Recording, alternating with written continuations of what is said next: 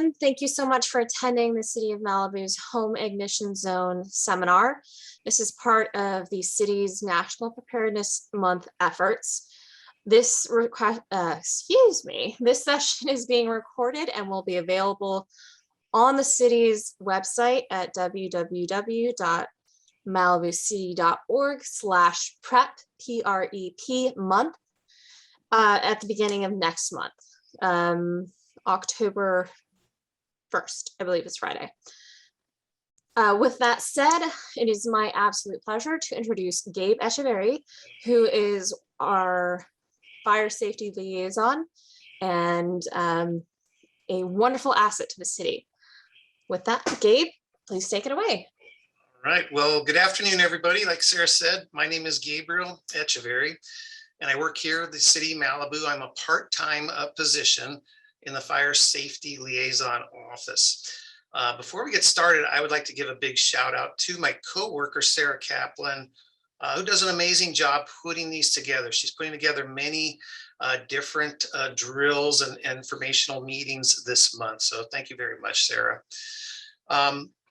What I wanted to do is kind of tell you a little bit about myself and what brings me to this mission space here in Malibu, and then tell you a little bit about what we do here in the Fire Safety Liaison Office, and then give you an overview of what we're going to do for the next hour or so.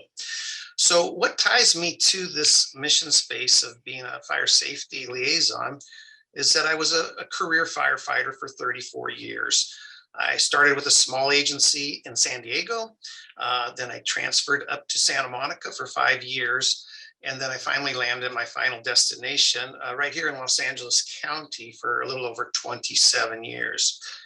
I was a captain rank for 21 years and heavily involved in many training missions, urban search and rescue, hazmat, recruit training. And what ties me directly to this position is I helped instruct live wildland fire training out in Castaic every year as we taught and refreshed our skills with the firefighters throughout Los Angeles County. I retired 7 years ago, and what I've been doing during this time is working under the umbrella of FEMA and Homeland Security as an instructor in the nuclear and radiological world.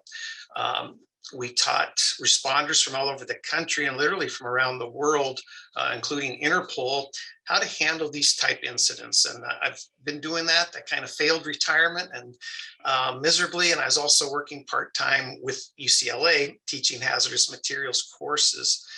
Everything slowed down with COVID.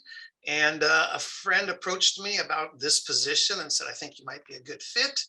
And so I interviewed, and so that's how I got here today.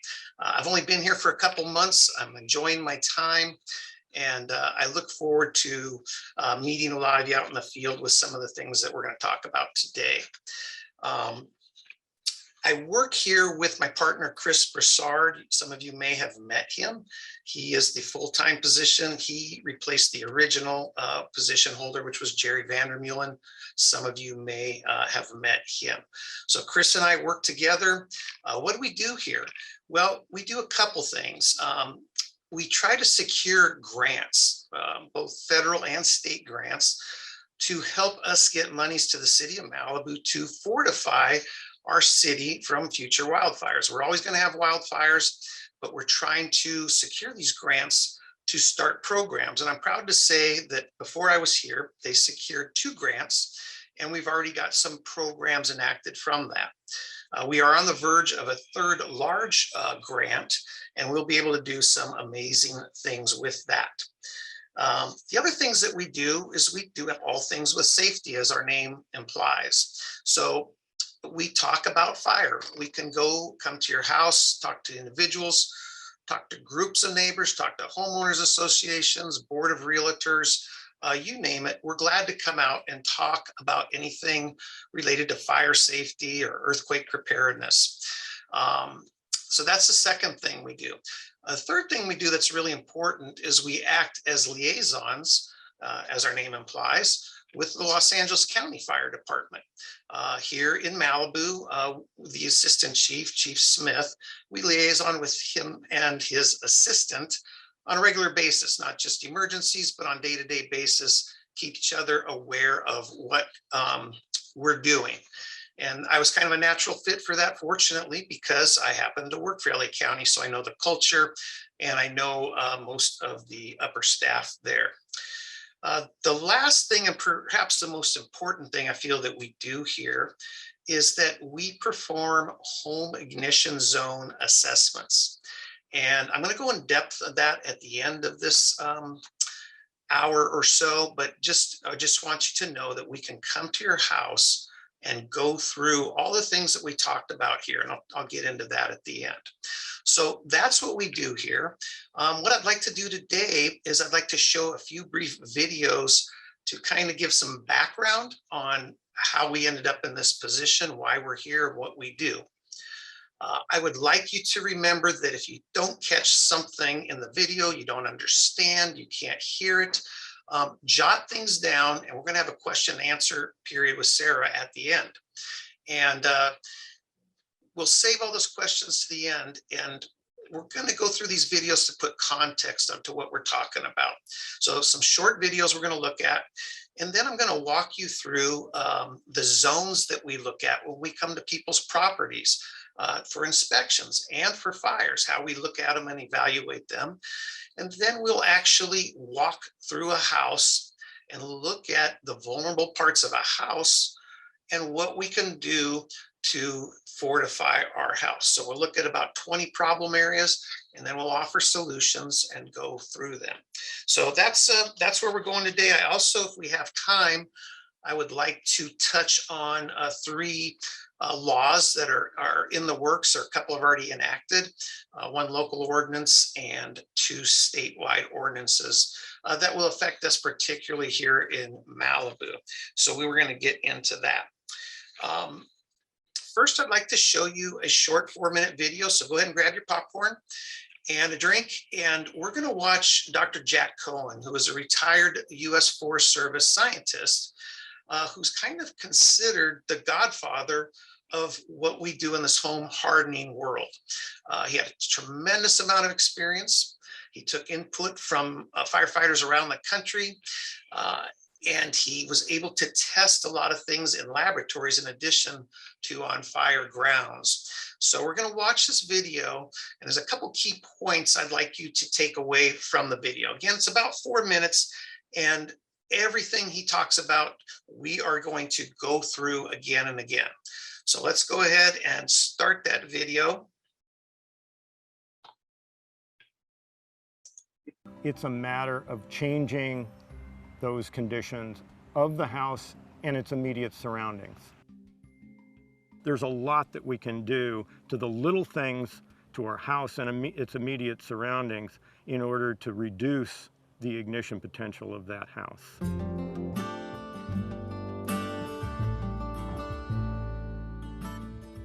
I'm going to do an assessment on this house for its ignition vulnerabilities. The assessment is what all of us homeowners can do. Currently, we're not in fire season, but it's getting hot and it's getting dry, so this is a perfect time before the smoke's in the air to do this assessment. The great opportunity we have as homeowners is that we can do the little things around our house to keep our home from igniting. We can actually separate our house from the extreme wildfire. We don't have to rely on the control of the extreme wildfire in order to keep our house from burning down.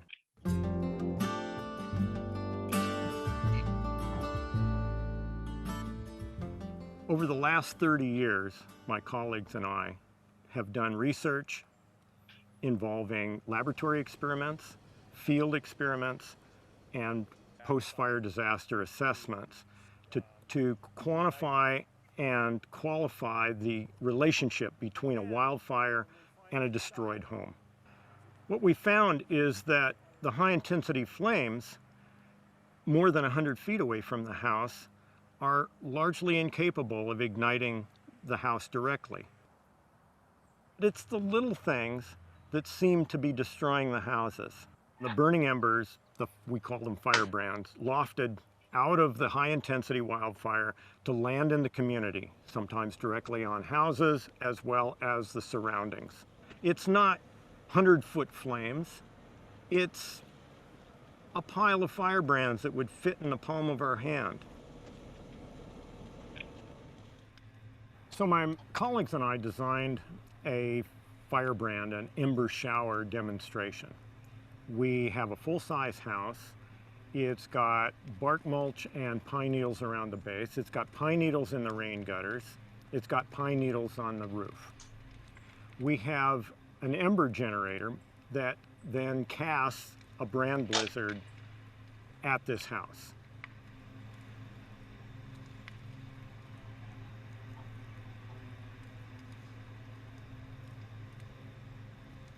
In order for those firebrands to be effective in igniting the house, they either have to ignite the house directly, or they have to ignite something around the house that then can spread to the house.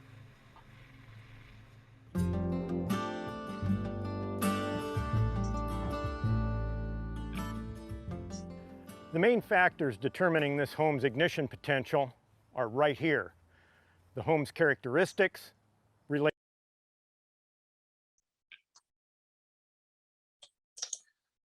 Okay, can y'all hear me still? Yes. Okay, so I hope you got some key points out of that. We're going to reiterate all of those points, but the most important thing, we saw a house that was on fire surrounded by a forest area where we saw no flaming front of the fire. And so our point is that it's the embers that are going to ignite those vulnerable points around our house. And we got to look at how we can defend that. It's not the high intensity flaming front of the fire. So what I'd like to do is spend a few minutes looking at this picture of, what is the home ignition zone? So for many years, my agency, LA County Fire, and all agencies around the country. So Gabe, we lost your image. Not sure what happened. Okay. All right. So for many years, agencies around the country, LA County included, we would look at a home and divide it into two zones. And we were really creative with the names that we named the zones, Zone 1 and Zone 2. Zone 1 was from the structure, perimeter around the structure, 30 feet out. And then Zone 2 was 30 feet to 100 feet out. So we all total had 100 feet.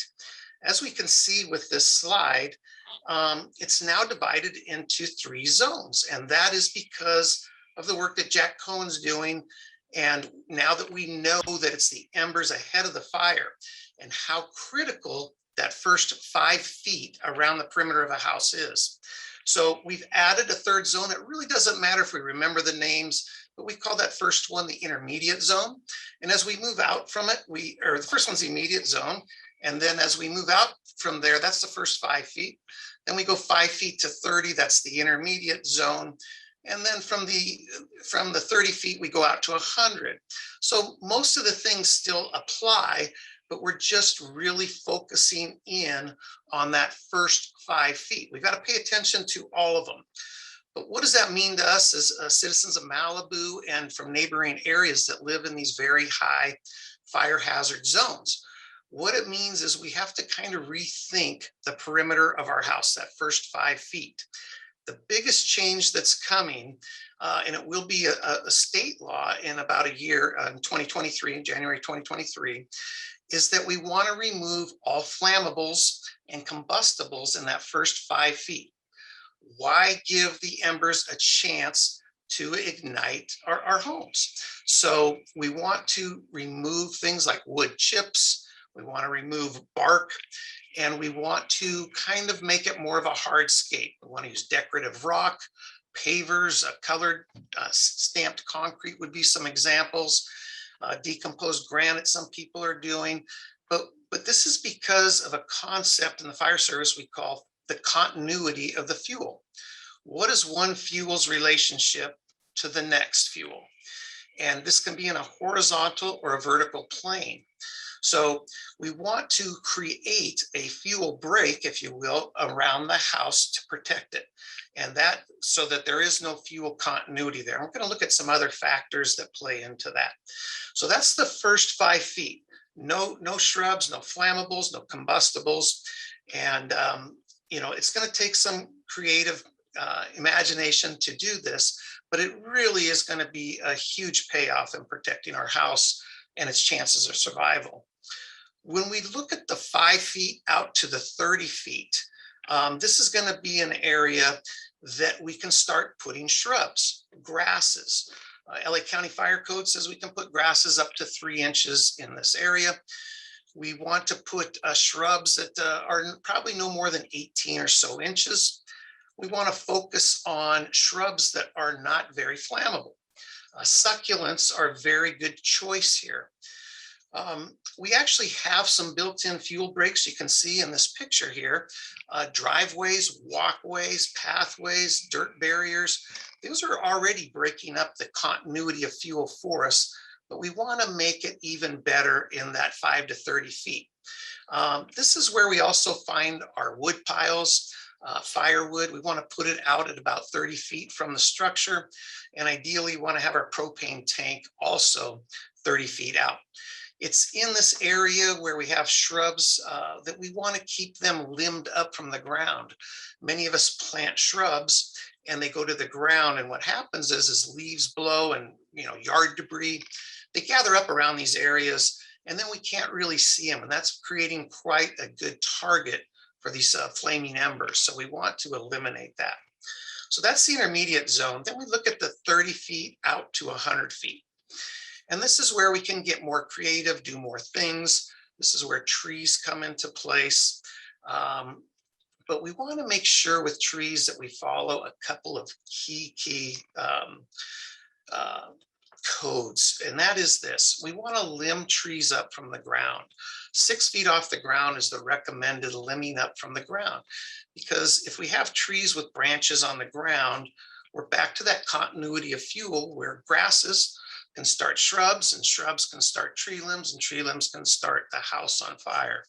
So we want to make sure our trees are limbed up, that they're spaced 18 feet or so apart.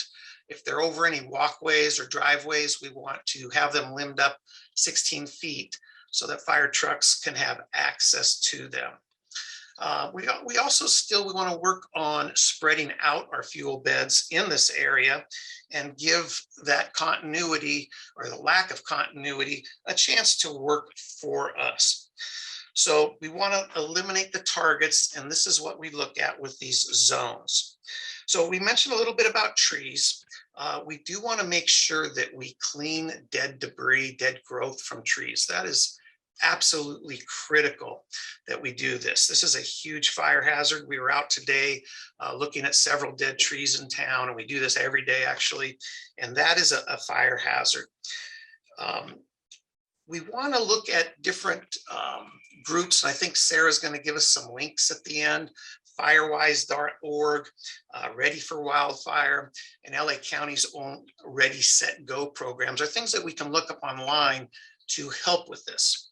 Now, some of you may look at this and say, well, my house doesn't go out, my property line doesn't go out to 100 feet, it only goes out 40 feet, 50 feet. And now we have a situation where we're overlapping with our neighbors. And this is where we have to come together as a team and realize that we're all in this together. For example, my partner Chris and I, just a few days ago, were at a house here in Malibu where the neighbors had a great program going on in their yard.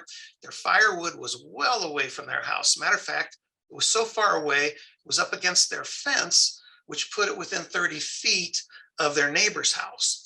So we have to look at these areas and we have to figure out, what's the best thing that we can do here? And again, reviewing the plants and shrubs and plants that have low oil, low resin content are what we want to have in this area. Trees, big hazard, right? I'm going to talk about a local ordinance that is in effect now where cedars, eucalyptus, cypress cannot be within 50 feet of homes, new planting, and that now palm trees are banned in Malibu per Ordinance 461 that we're going to talk about at the end. So that's the importance of trees and fires. So we mentioned these trees, and what I'd like to do is share a video, short video this time, of a palm tree on fire. Okay, this is excuse me, this is in Los Angeles City, in the middle of the city. And I want you to observe the fire behavior and the amount of embers coming off of this tree. This is just one tree that's not burning into any brush areas. I like to use an analogy, a baseball analogy, of a pitcher and a catcher. They both have different roles on a field, but in a wildfire situation, palm trees in particular function as a catcher. They take embers from other trees, other vegetation, other structures. They capture it up top where we can't see it. They get a fire going up there. And then once it gets going, it starts spewing out what we call ember showers on the other side. And this is just one tree. And if you can imagine, dozens of these in the area, the probability of ignition is going to be tremendous for other homes in the neighborhood. So let's bring this one up and share that. There we go. Apologize for my IT skills. Yes.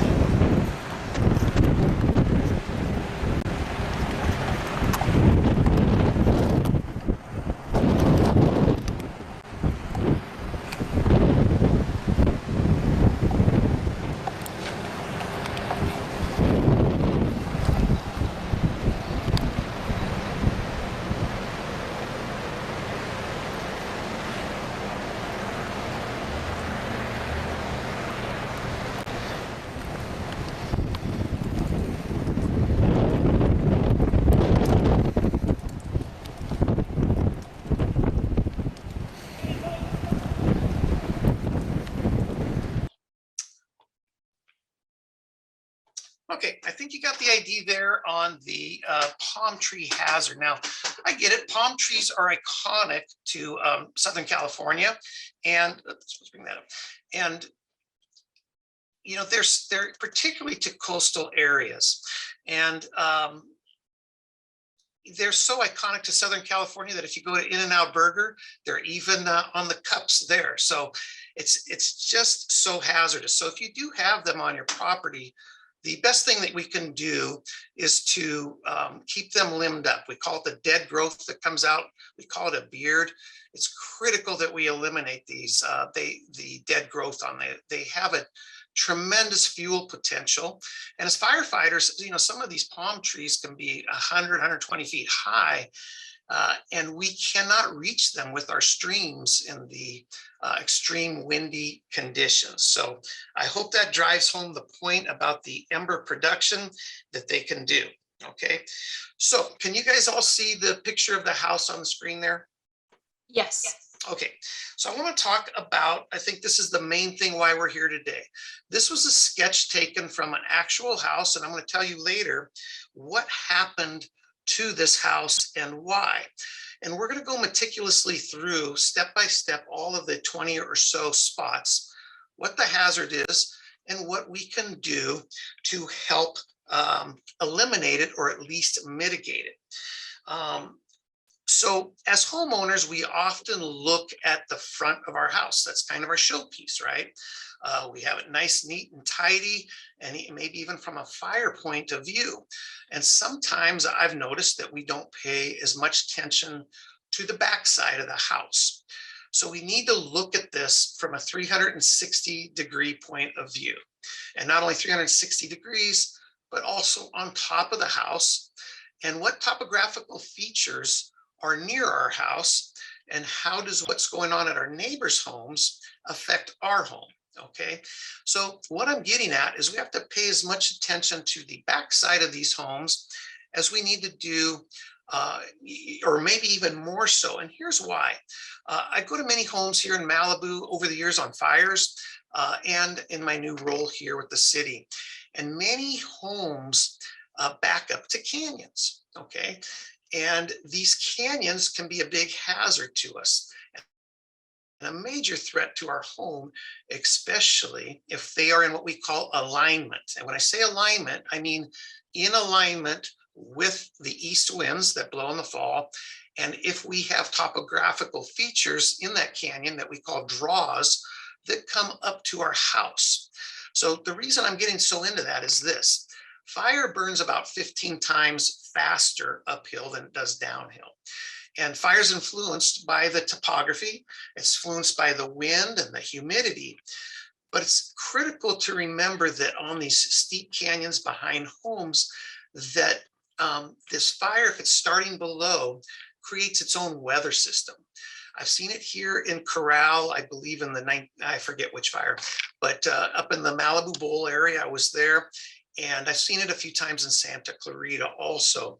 But where the fire is making a run up one of these draws at neighborhoods, I should say.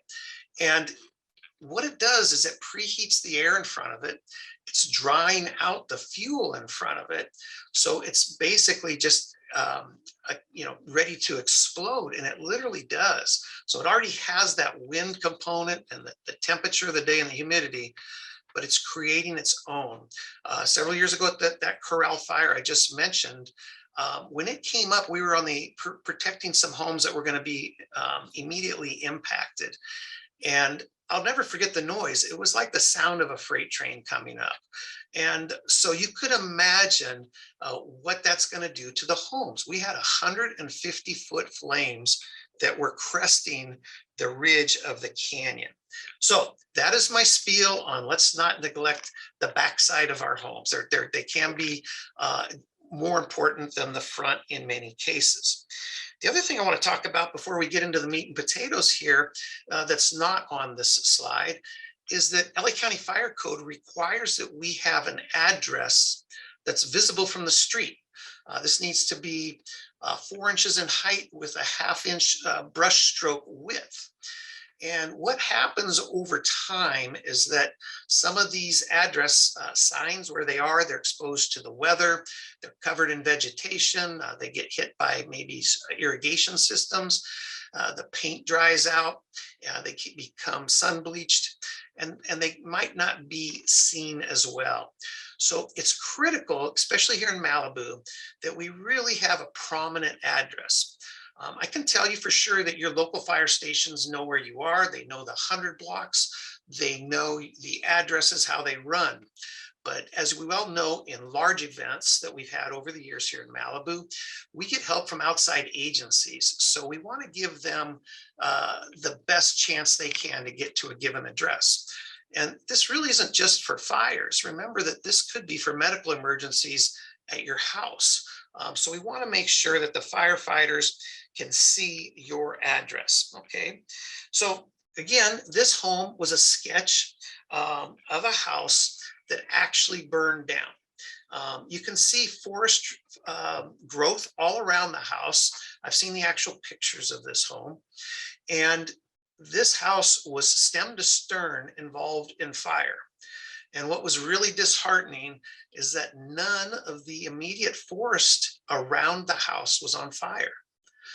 So that again drives home Jack Cohen's point that it's those embers, those ember washes, those ember showers out in front of the fire that are going to ignite our homes. And it's not the high intensity fire flame that comes from the forest or the brush burning.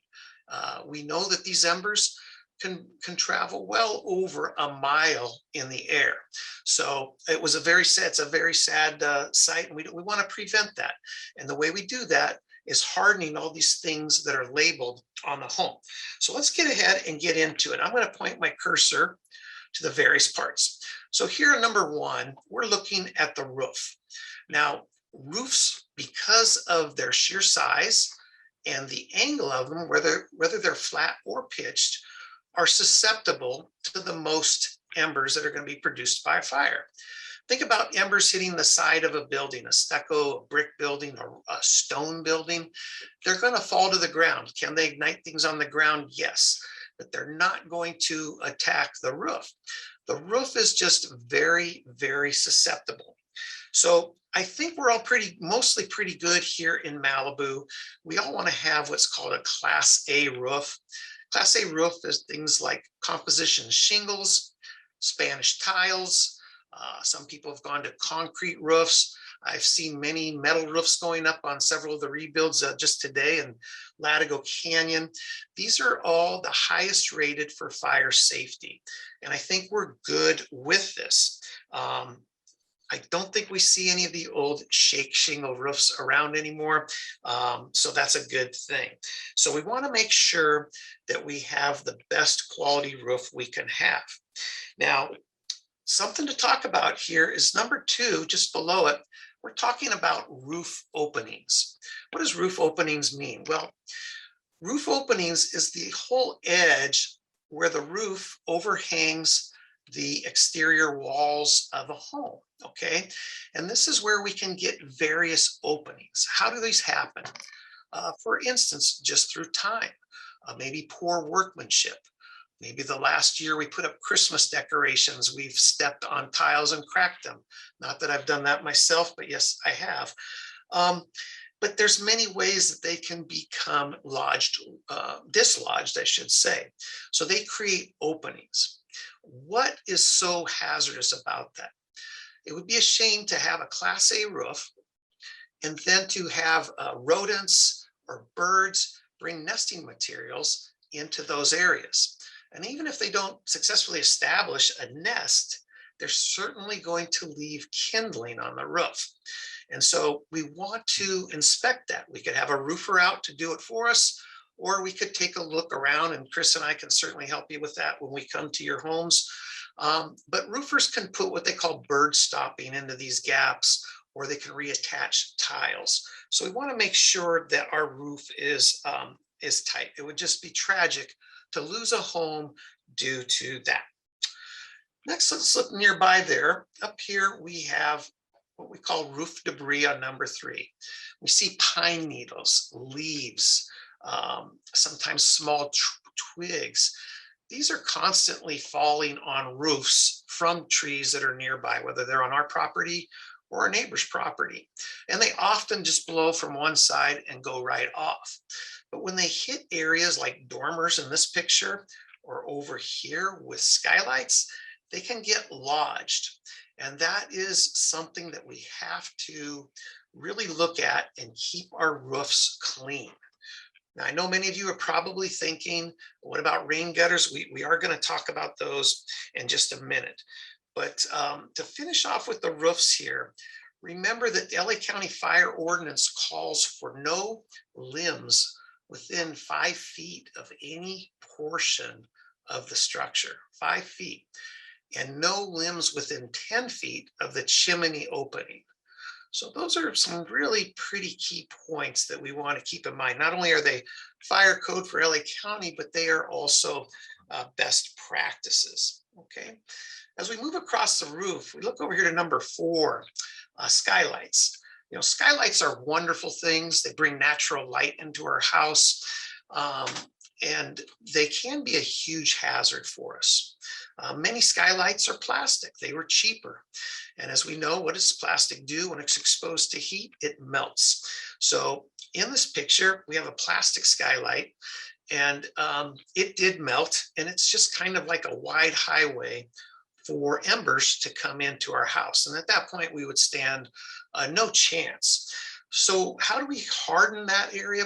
We can get that replaced with dual paned glass. We can even look at tempered glass, both of which can withstand a lot higher temperatures. And that will give your house a better chance for survival.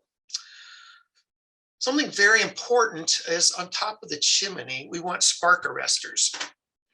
Now, spark arresters aren't for the wildfire coming into our house. It's kind of for the reverse. We want to prevent embers from our fireplace from coming out our chimney and starting maybe a roof fire or a vegetation fire on our property or our neighbor's fire. So it's kind of the reverse of what we've been talking. We don't want to start a fire. So we need to put an approved mesh arrestor on the top. For this, we can use 1/4-inch mesh. We want to make sure that this is a corrosion resistant mesh because over time, due to the heat of the fires in the fireplace and due to the salt, especially in our climate here in Malibu, it can corrode, and then those 1/4-inch squares become larger. So we want to make sure that that gets checked and maybe changed out every several years. Well, we're talking about chimneys. One thing we can do to prevent an exterior fire from coming into our house is to close the damper valve when we know that there's fire in the area. This will help keep any embers in the chimney, which is a much better place than coming into the home. So keep that in mind. Close that damper valve. All right, let's talk about windows. Windows are a major way that fire can penetrate the house. I've seen this happen on many fires. What it does is it cracks due to the heat. So we want to look at what can we do to these windows to fortify them. And it's very similar to the skylights. If we have old single paned windows, we want to look at getting dual paned windows or heat tempered windows. As we look at these, you're kind of thinking in your head, I'm sure, well, that's a big expense, Gabe. And it is. My wife and I recently thought about getting some new windows on our small tract home out in Ventura County, and we were going to about have to take out a second mortgage to pay for it. So I get it. But as we go through this, I want you to think, some of these are no charge, they're free. You and your partners can take care of them. Some are minimal cost. Some are expensive. Changing out windows is one of those expensive items. But it's not an all or nothing. We can budget these. We can triage these things. Chris and I often, when we're at homes that have a lot of problems, and some people seem overwhelmed, we go, look, let's prioritize this. What would you like to work on this year? What does your budget afford? So if we're looking at windows, my whole point in that is this. Maybe you have enough money to do some of the windows. Let's do the ones that are going to be impacted first. So if you are one of those people whose home backs up to a canyon that lines up with the east winds, maybe we do the backside 1 year, save some money, and in a couple of years, we do the other windows. So keep that in mind as we go through. With windows, something else as homeowners we can do. If we know fire's in the area and we're going to evacuate or stay, whatever we're going to do, make sure you close your windows. Pull your drapes back. Pull your blinds up. If you have plantation shutters, open them. Remember, we talked about that continuity of fuel earlier, and it's critical that we keep that in mind here. If fire breaks the window and we have curtains, drapes, blinds right there, we're giving it fuel. The blinds are going to take the fire to the furniture. So let's open up those blinds. And if we have the time, let's go ahead and remove any furniture away from the windows, push it to the center of the room, right? I hope that all makes sense to you. All right, so we're going to look back here at this, looks like a carport garage with a structure over it, number 7 on the screen, and this is vents. There are vents all the way around our houses. We've all seen them. This is a critical, crucial area where fire can penetrate our homes. So what have we historically done? We've historically put 1/4-inch mesh up on these vents, and that does help fire embers from from entering the home. And that's a great thing. The thing that I want to say that we're going to, because of Jack Cohen's studies, is that we're going to a smaller mesh now. 1/8 inch is what is recommended. 1/8 inch mesh screening on the inside of all vents. I'm not endorsing any products, but one that comes to mind is you can buy a roll of quick mesh that's 12 inches tall and 20 feet long. You could get together with neighbors and share that. You could cover a lot of vents with 20 feet on a roll. So make sure that those are still attached, and that will be a super good idea to do on all your vents. Now, some of you may have the turbine style vents on your roofs. And the question is, how do we prevent, how do we get the mesh in there? Then we have to get into the crawl space, get into the attic, and put that mesh up from underneath. And that will go a long way. The best thing that I think has come out in the last few years for vents on homes are some pre-made, prefabricated vent covers. This is a great way to go. What it does is it's a series of baffles that makes it impossible for the embers to get through. They lose their energy by the time they get through, and we still have wire mesh behind it. So it kind of makes it an obstacle course for the embers to get through. And it's a great, great invention. If some of you are handy, another thing we can do that we've seen done in hurricanes for a different reason, we all seen in hurricanes where people put plywood up over windows to keep the wind and the water out of their businesses or their homes. We can have some pre-cut pieces of thick plywood that we can attach to our vents when a fire is in the area. That's if we have the means of doing it, we can do it safely, we have the ladders, and we have a way of attaching it. You might be saying, well, Gabe, we're putting wood, right, more wood on the building. Isn't that a bad thing? But we're talking about 1/2-inch plywood, and these ember showers that are going to hit that are going to bounce right off. If you want to go to a cheap budget, you can take foil and make several sheets of foil that are the size of the vent, staple it together as one, ladder the structure, and staple that to the outside in the event that a fire is coming to the home. That's just kind of thinking outside of the box. Okay, I hope that helps with that. Let's talk about gutters. These are rain gutters. I'm going to tell you to go ahead and take them all down. It doesn't rain in Southern California anymore. No, I'm just kidding. It does rain. It just hasn't rained for a while. But these rain gutters are super important. Super important. They line the most vulnerable part of our house. They have a function, which is to shed the water away from the immediate surroundings of our house. Most are metal, some are plastic or fiberglass. But what we see often is they are a catching point for debris, grass, leaves, pine needles, and twigs. We go to many, many homes where these rain gutters are chock full.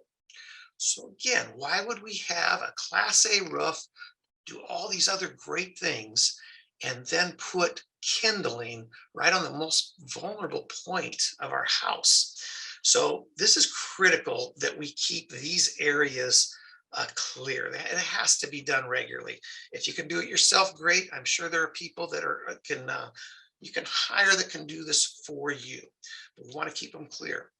What happens in the case of plastic or fiberglass rain gutters? Well, what happens there is that these are going to melt and go to the ground. So where does that put fire? Well, it puts it on the ground. Is that in the first 5 feet of the house? Yes. So remember at the beginning, we talked about the importance of not having fuel beds in that first 5 feet. So if that falls to the ground and we're in compliance, we'll have rock, granite, pavers, dirt, cement there, and that'll just be another defense that we can have for our houses. So let's carry on looking down here at wood siding. Okay, a lot of our houses are stucco, which is an awesome covering. Some homes are concrete, some have metal siding, and some homes like the decorative look of wood siding. Wood siding from a fire point of view is the worst, obviously.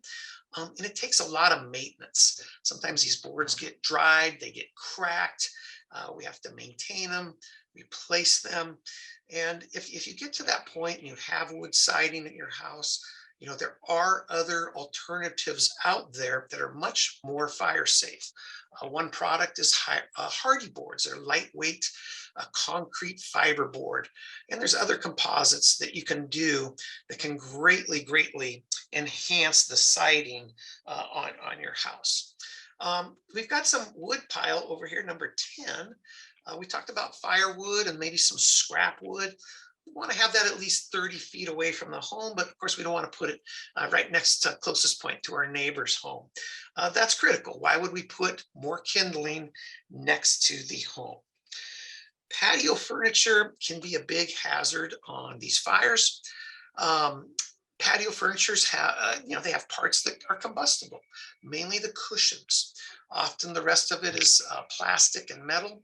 So if we know we have a fire in the area, something we want to do with like this porch patio uh, right here, this seating area, we want to take it and move it. If it's all wood, let's move it into the garage, or let's move it 30 feet or more away from the house. If it's just cushions, let's put those in the garage. In a heartbeat, I've done this on many fires with fire encroaching on buildings and we're short on time and I see like multiple cushions or umbrellas. We want to maybe just throw those in the pool in a pinch. Again, that's thinking outside the box, which is something that I like to do. All right, let's talk about one of our biggest nemesis, which are decks and porches, okay?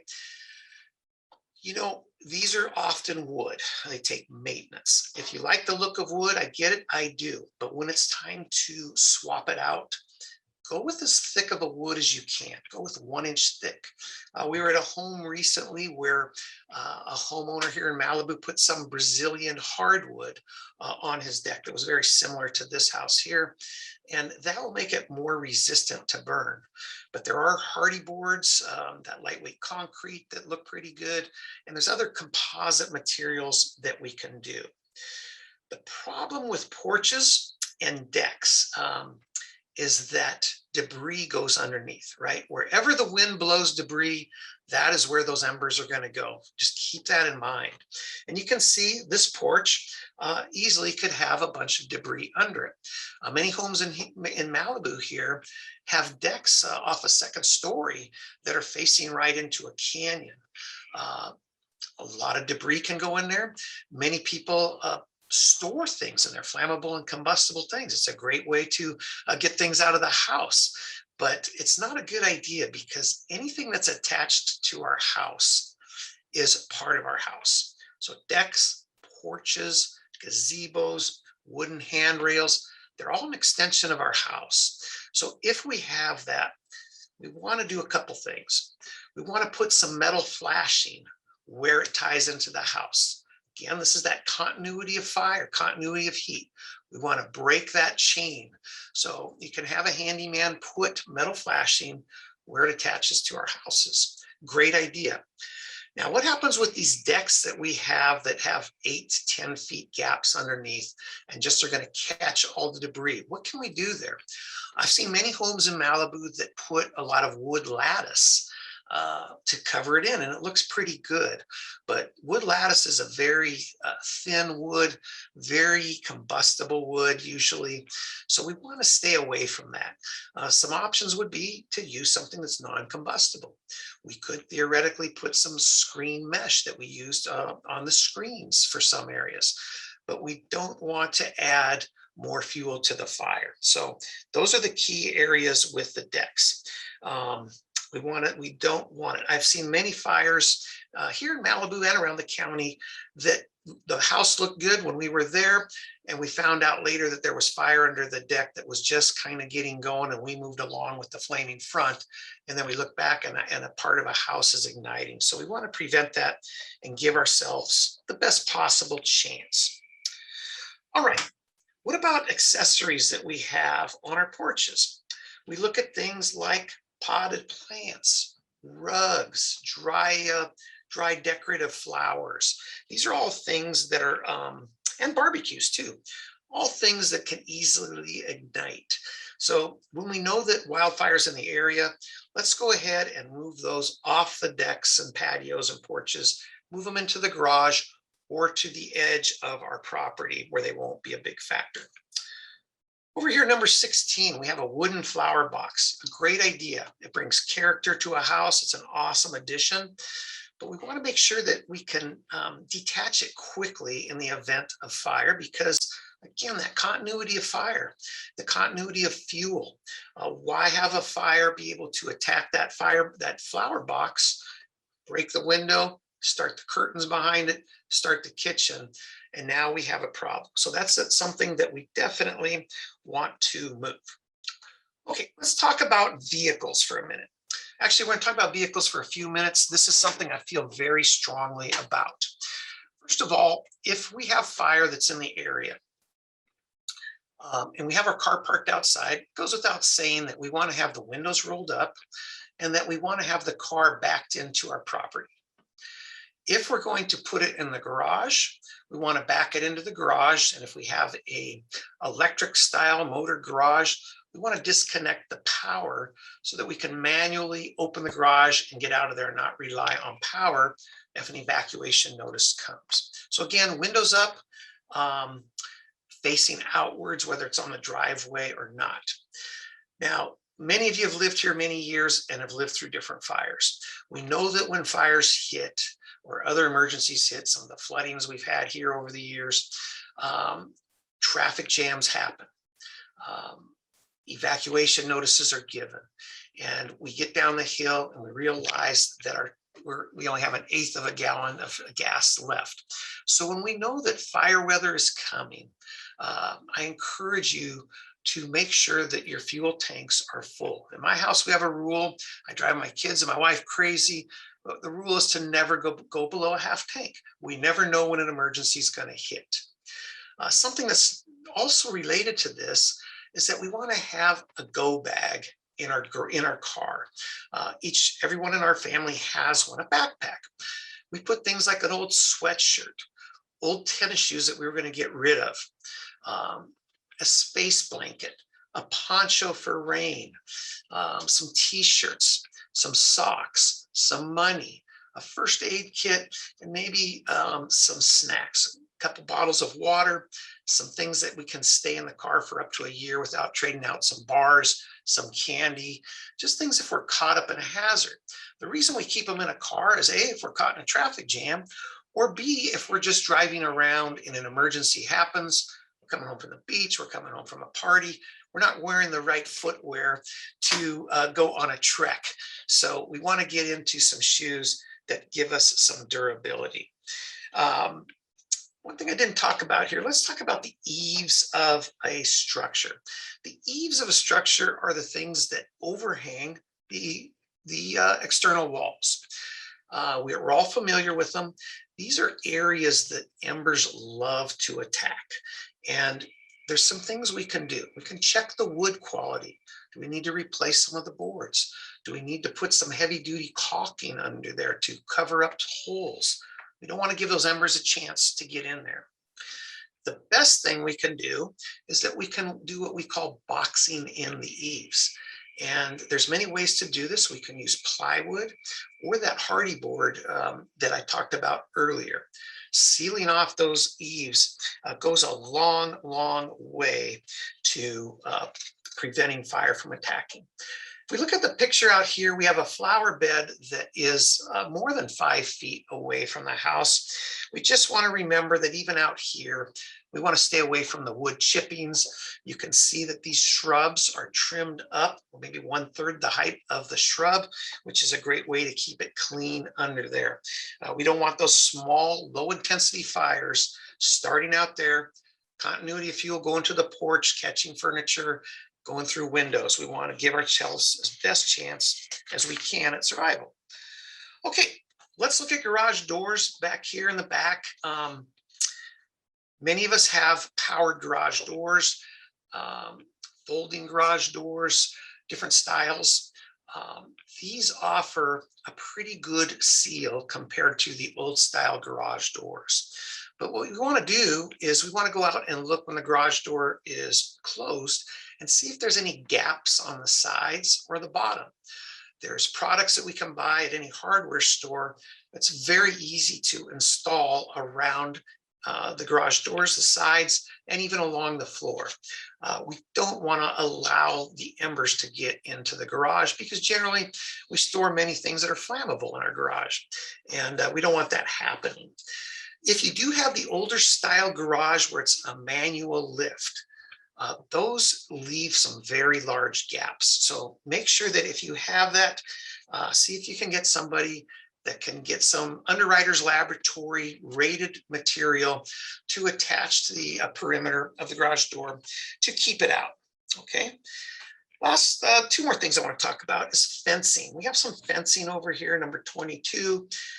You know, if fencing is attached to the house, just like decks and porches, it's part of the house.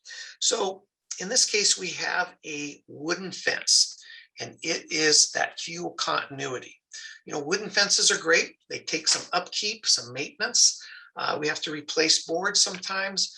But what we encourage people to do, if you really want to stay with that wooden fence, is that we want to break the continuity of the fuel as it attaches to the house right here. So some options there, and I see many people doing it, is that's generally where gates are also, is they install a metal gate at that point. So we break the fuel as it attaches to the house. And that is a huge thing we can do. Okay, I hope you're all still with me. We talked about a lot of things. If you're overwhelmed, we have time for questions. We can take questions here on emails too anytime. Kristen here are here for you. Don't be overwhelmed. This isn't an all or nothing proposition.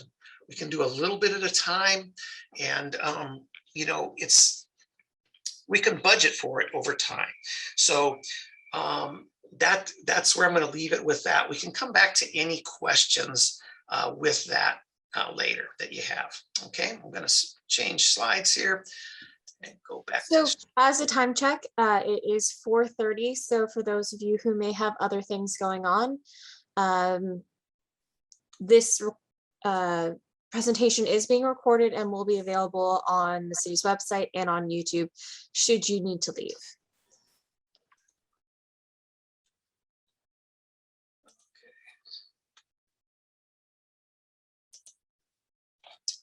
Okay, Sarah's home ignition seminar up on the screen? It is not. It's not. I was afraid of that. Okay. There we go. This will bring it up. Well, let's go to where we're going to go in just a little bit. We can talk from here. Okay, share that screen.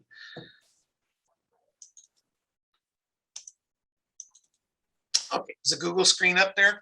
It is. Okay, so what I just want to say is I know we're kind of running short on time. I get kind of wordy with this. As you can see, I'm very passionate about fire safety. It's critical that I tell you, though, about what we can do for you free of charge here from the city. Like I mentioned at the very beginning, Chris and I can come out to your home and perform a home ignition zone assessment. It's custom to your home. It's very, very low key. It's very COVID friendly. We'll mask up if that's what we want to do.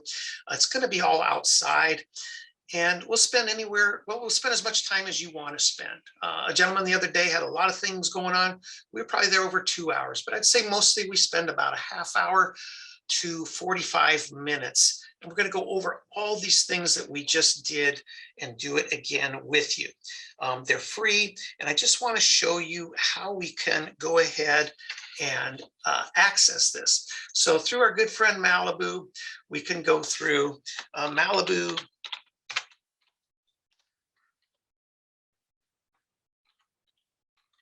City.org.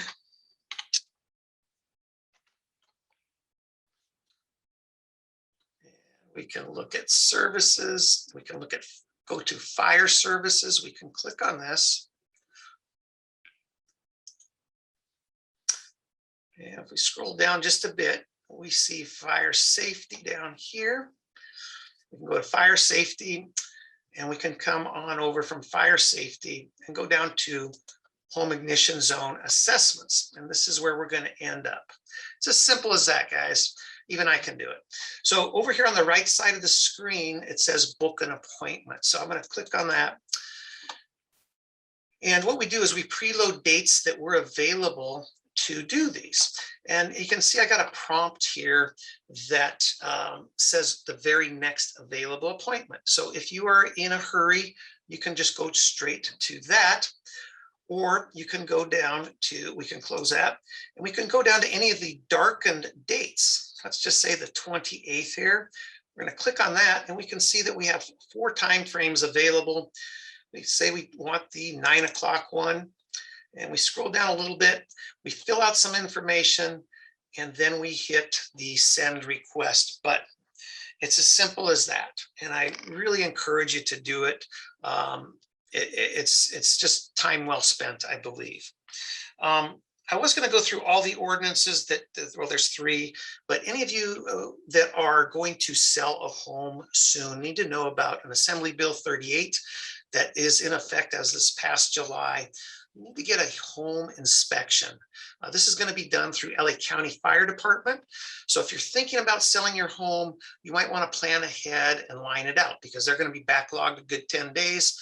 They're going to come out, do the inspection, and your property has to come into compliance. So you're going to need to bring it into compliance. They're going to have work done, and then have the inspector come back out. So if you want to look that up, that is Assembly Bill 38. And then Assembly Bill 3074 was basically all the things we just talked about on the home hardening.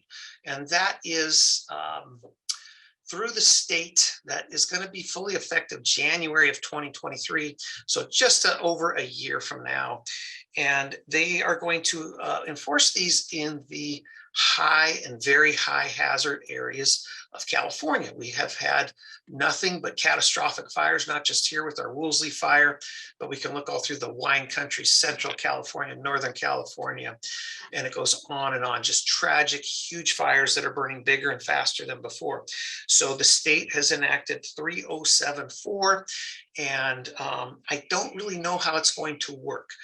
CAL FIRE is going to interpret it, and LA County, being our local fire agency here, is going to be who's going to do it. Now, I don't know if this is going to happen only at point of sale, or if this is going to be something that's going to be implemented right away. I haven't got a straight answer, but I want you to be aware of that. You can do a little bit of reading, but it really focuses on that first 5 feet around a structure. And I want you to be aware of that. Lastly, here in Malibu, we have Ordinance 461 that is in effect now. This is only for new buildings and for rebuilds from the fire. And basically, it focuses on that 5 feet from the structure, and you have to be in compliance on new builds or rebuilds. And again, there's a couple of tree components to it. No more palm trees can be planted within the city limits. And like I mentioned earlier, way back an hour ago, eucalyptus, cedar, cypress, and pine trees have to be a minimum of 5 feet, 50 feet away from our structures. So that is all I have for you. I'm going to turn it over to Sarah, and we can have a question and answer period. So Sarah. Hi, everyone. So I'm going to turn off the unmuting feature, which means that should you have a question, now you're able to unmute yourselves and ask them. There's also the chat function for those who do not feel like unmuting and asking questions, or do not have a microphone attached. So if you have any questions for Gabriel, now is the time to ask.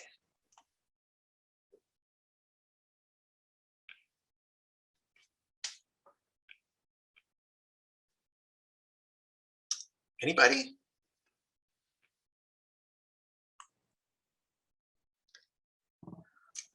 Well, it looks like everybody understood everything, which is fantastic.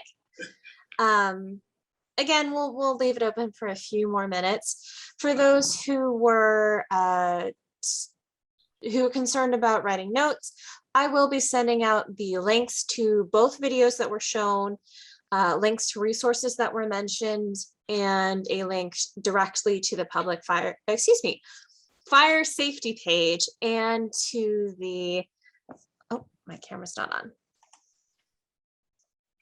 There we go. And to the direct link to the booking an appointment for the fire safety liaison home hardness examination. Well, not an exam, but inspection, shall we say. So you don't have to worry about that. Anyone who attended or registered for this seminar will get that email. Again, now is the time. If you guys have any questions, you're more than welcome to unmute yourselves. We have one question from Ray. Did I say that right? Great presentation. Thank you so much. Is your service available only to the City of Malibu residents? And I'm going to add a little bit here, or to other areas as well. Okay.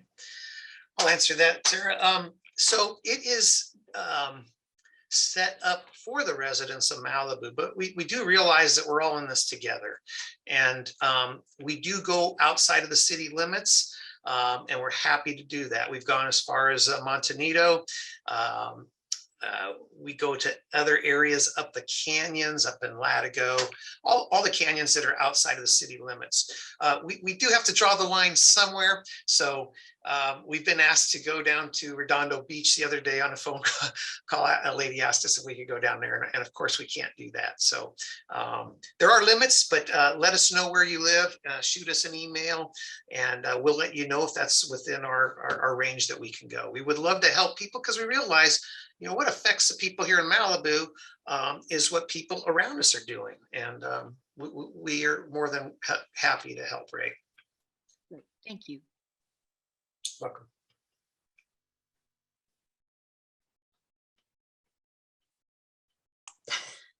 Thank you for that question, Ray. Does anyone else have any more questions? Again, you can unmute yourselves if you so choose, or you can type your question into the chat bar and I will read it on your behalf. For anyone who has other engagements that they need to get to, it is now 9:40. Oh my goodness, 4:40. And again, this presentation is being recorded. I think we can probably call that. Thank you so much for your time and knowledge, Gabe. I hope you have a fantastic rest of your evening. And for those who are not aware of it, the city of Malibu will be having its annual fire season briefing or update, which will happen tonight at 6 p.m. You can sign up on Eventbrite where you signed up for this seminar. And it'll be, the presenter will be Chief Drew Smith of LA County Fire Department to give the city and residents an update on how the season is shaping up. So I hope to see you there. And thank you all so much for attending, and I hope you have a great rest of your night. Bye-bye.